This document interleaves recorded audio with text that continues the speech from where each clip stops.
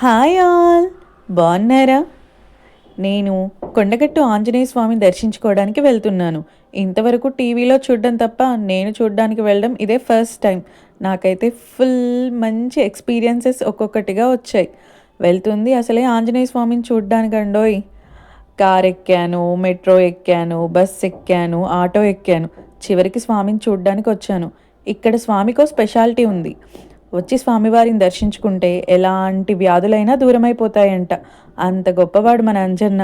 ఎంతైనా సంజీవని తెచ్చిన గొప్పవాడు కదా, ఆ మాత్రం ఉంటుంది లేండి.